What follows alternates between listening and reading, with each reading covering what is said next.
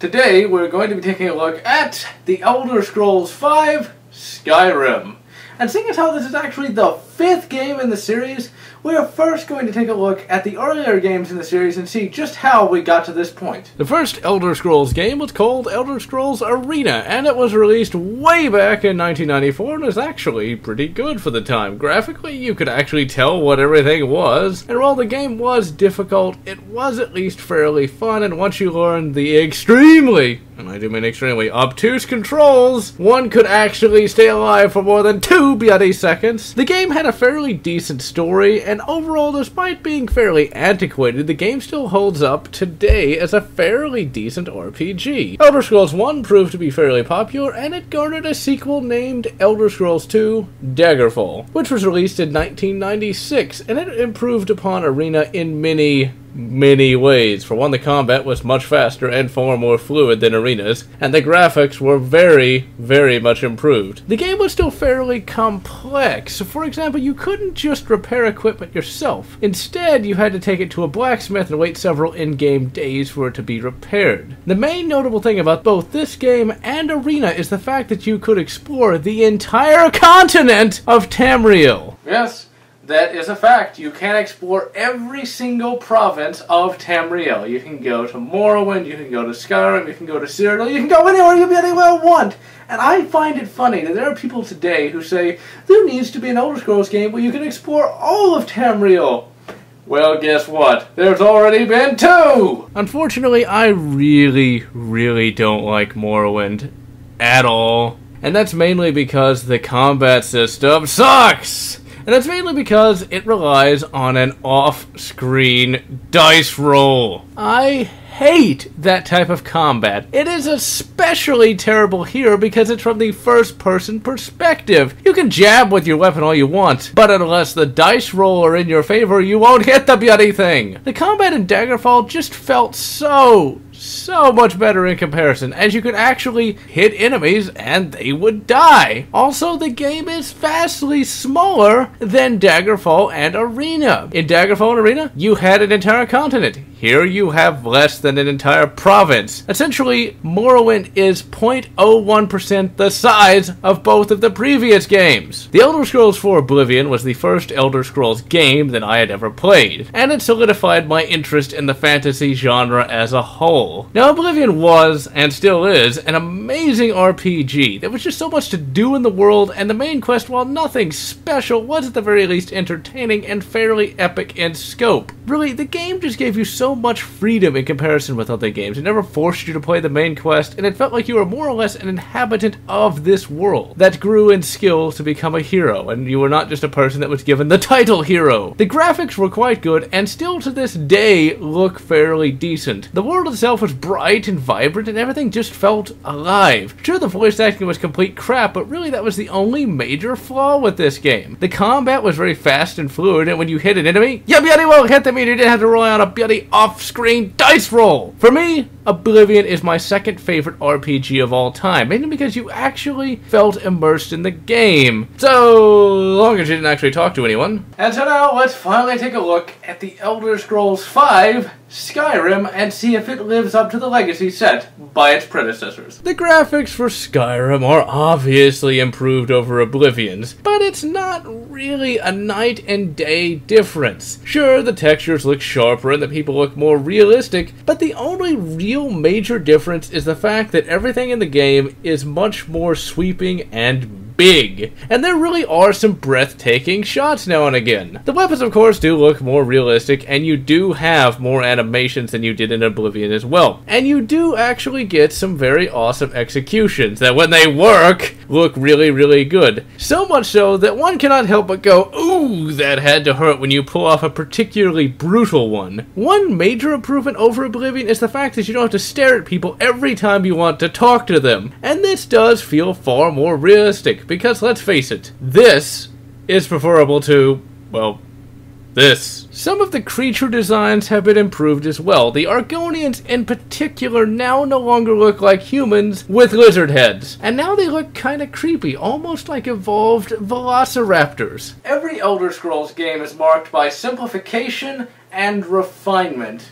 and today we're going to compare the gameplay mechanics of Elder Scrolls V Skyrim to Elder Scrolls IV Oblivion. Of the many changes that have been made, the first I would like to address is the fact that you no longer have to repair armor or weapons. This means that you no longer have to go out and acquire repair hammers, and you now have one less skill to worry about. However, you still have a skill that is similar to Armorer, and it is the smithing skill, as you can now craft weapons and armor instead of either finding them or buying them. And I find this to be fairly satisfying, as it is rather rewarding to go around in high-level armor that you yourself have created. Now, to craft weapons and armor, you are going to need to collect materials. You can find metal ingots scattered around the world, and you can mine ore provided that you have a pickaxe. And there is an Easter egg where you can find a notched pickaxe on the very top of the Throat of the World mountain. Now, of course, this pickaxe is a reference to Minecraft and its creator, Notch. Now, in addition to needing metal, you also have to acquire some leather, which you can get from killing animals and then going to the tanning rack with their pelts. Now, having to kill random animals to craft weapons really makes the early game grind that much less tedious, as it gives you something more to do than just watch an XP bar slowly fill up. Leveling up in this game has also been simplified and consolidated, because rather than putting points into things like strength, endurance, or willpower, you now only have 3 categories: stamina, magicka, and health. Like in the earlier Elder Scrolls games, you still level up your skills over time. However, unlike in earlier games, you don't unlock ranks such as Journeyman and Master. Instead, you purchase perks that increase your specialized skills' abilities. Also, you can now level up whenever you want to, instead of having to find a bed to meditate in. Now, I feel this is a neutral change. On the one hand, it lowers immersion, and on the other hand, it is much more convenient. Skyrim also forgoes character classes and birth signs, and really, when I played Oblivion, I don't think those ever really made that big of a difference. Unless you chose a character class that didn't include armor, and then screwed yourself when it came to repairing equipment. One rather annoying change is the fact that you now have to have a spell equipped in one hand. In Oblivion, you could cast a spell whenever you wanted, and you could still cast a spell even if you had a sword and a shield or a two-handed weapon. Here, you have to unequip the shield or two-handed weapon and then cast, which means that unless you keep one weapon and one spell equipped at all times, you can't just lob fireballs or heal on the fly. The magic in Skyrim is fairly similar to Oblivion in that unless you really level up your spellcasting abilities, your spells really won't do much damage, and you really are better off with just a bloody sword. Thankfully, healing spells are still just as useful as they were in Oblivion, although I will say that I do prefer the Skyrim healing animations over the Oblivion ones. Speechcraft is still kind of useless most of the time, and you really don't need to put any perks in it either to get 100% persuade checks. And you can actually level up your speechcraft abilities when you buy or sell stuff at a store. And this of course gets into the fact that gold is now much more common, and it's really only useful for buying houses to store your crap in. Moving on from gold, you can now have partners permanently, although like in Fallout 3, you can only have one at a time for some reason. And they are of course dumb as a brick. And I know that many people say that Lydia is useless. I say she is not. Instead, I would say she did a great job sitting around Bree's home guarding my stuff. And then when we got married, yes, you can marry NPCs, she did a great job buying the various bits of junk that I collected. Also, when you marry an NPC, they will give you gold from time to time too. And now for the biggest change. The Dragon Shouts. This is the new magic for Skyrim, and you can get more Dragon Shouts by finding words of power. And you can activate these words of power by killing dragons and taking their souls. I think they're useless. They don't insta-kill anything, and generally don't do that much damage. And yes, the redundantly named Force Unrelenting Force looks cool and all, but really, it kills nothing at all. All it does is blow enemies across the room, so you have to sprint across to them and then kill them. Now, one final difference that I'm going to note is the lockpicking is vastly simpler this time around, as you now don't have to mess with these bloody tumblers. Although this does beg the question as to why every bloody lock on the face of the planet, both past and present, uses the same type of lock. And now moving on to the music. It's right on par with Oblivion's, and the main theme, I would say, is even better than the Oblivion theme. The battle themes are all quite good, and the ambient music is improved from Oblivion, as you can now actually notice that it's there. Surprisingly, Skyrim uses some of the music from past games, as one of the ambient songs comes from Morrowind. The sound for the game is also improved from Oblivion. The weapons and ambient sounds are all quite well done, and the voice acting, my god. The voice acting is actually, you know, kinda good. You see, the voice actors this time around can actually act, which is very surprising. No more do you have to deal with this. Are you the Count? You're a liar. You don't even look like a Count. Indeed, pretty much everyone sounds believable. And sure, all the voices are reused ad nauseum, but at least they're not absolutely horrendous. Just about every single Bethesda game has some bugs early on in a game's release. And Skyrim has some pretty bad ones. It seems I pissed the machine god off at some point, because not only did I get one game-breaking bug, but I also got one really aggravating bug. The game-breaking bug happened during the Blades quest, where I had to wait for some guy to open a door.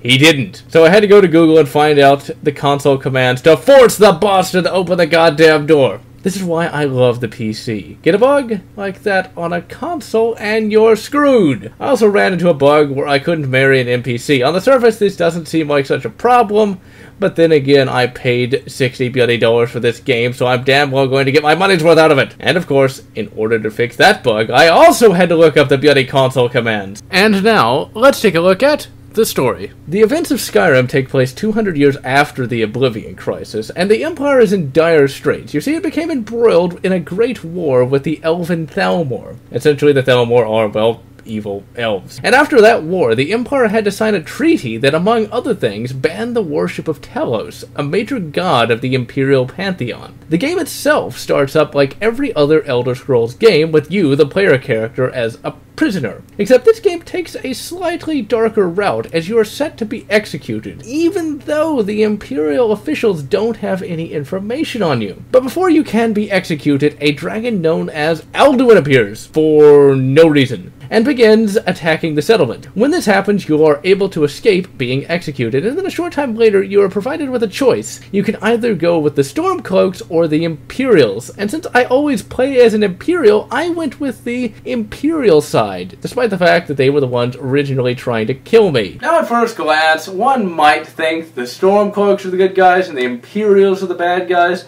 but in all reality, the Stormcloaks are really not all that good. In fact, they like to oppress the non-human races such as the Argonians. And also, they further weaken the Empire. An independent Skyrim sounds good on paper, but really not even the entirety of the Empire could stop the Thalmor in advance. And really, the Thalmor believe all the other human races to pretty much be inferior to them. In fact, one Thalmor will say that there's a superiority of mer versus man. Really? The Empire really needs to band together and not try to fracture apart! The story itself is divided into roughly two parts. You have the dragon plot, which is okay for the most part, and then you have the Skyrim Civil War plot. Essentially, you have the Stormcloaks that wanted independent Skyrim, and then you have the Empire, which obviously wants Skyrim to remain within the Empire. This storyline is really quite lackluster, and feels more like a guild quest than anything else. And you progress through this story by completing roughly the same mission over and over again. All you do is attack a fort and kill all the Stormcloaks. Ah, so compelling. It's not like you attack bandit-held forts all the time anyway. Since the Stormcloaks are absolutely abysmal at fighting, and generally are far too dumb to live, you can at least feel like a badass during these missions, as you can just slaughter all that stand against you. Epic music time!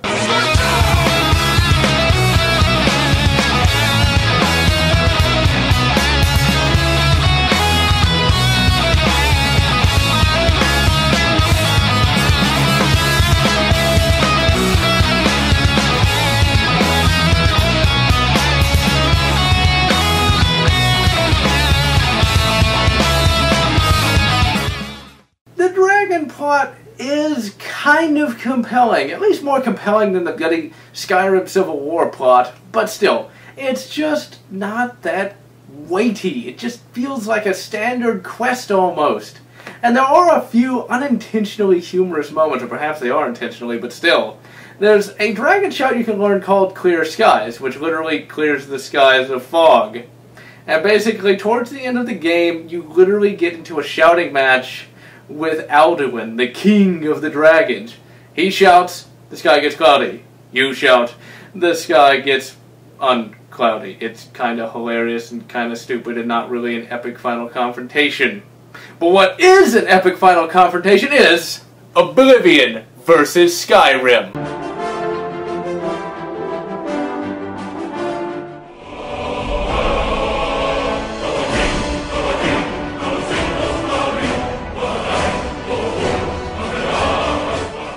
For this epic battle, we are going to look at 3 general aspects of both games: story, atmosphere, and interface. Oblivion's interface was pretty good, and actually looked like some sort of in-universe fantasy computer, and everything was easily accessed from the same menu, and it was all very smooth and fluid. Skyrim, on the other hand, has a very poor interface. For one, you can't even access quests from your main inventory/ability screen. Instead, you have to press escape. Also, the menus are all very basic and generally look very bloody cheap. I am even going to call out Skyrim's title screen. Gray mist with an imperial symbol? That's it? Oblivion has a map that bloody well moves! Skyrim instead has blackness and mist. Why does the more recent game have the simpler title screen? And one more thing. Why can I not access the graphics options in the game? You could in Oblivion, so why can't you in the more modern game? The atmosphere for Skyrim is much more gritty and real, as opposed to the more lighthearted Oblivion, and this can be seen as both good and bad. On the one hand, Skyrim is a more boring game to look at, as everything has really muted colors. On the other hand, real life is kind of boring at times too. Now, since this game is more realistic, the more fantastical elements of Oblivion are absent. Oblivion had a nice and bright and open atmosphere, and it could perk you up now and again, and the world felt fantastical while at least having an element of realism. And the various races in the game actually got along with one another. Here, we're back to the same old humans are bad and they hate everything that isn't like them. Also, in Skyrim, the Empire has kind of regressed in what historical era it's attempting to portray. In Oblivion, the Empire felt like something out of the Middle Ages, with knights and castles and things of that nature. Here, it's the bloody Roman Empire, complete with Latin military ranks. So how do we go from medieval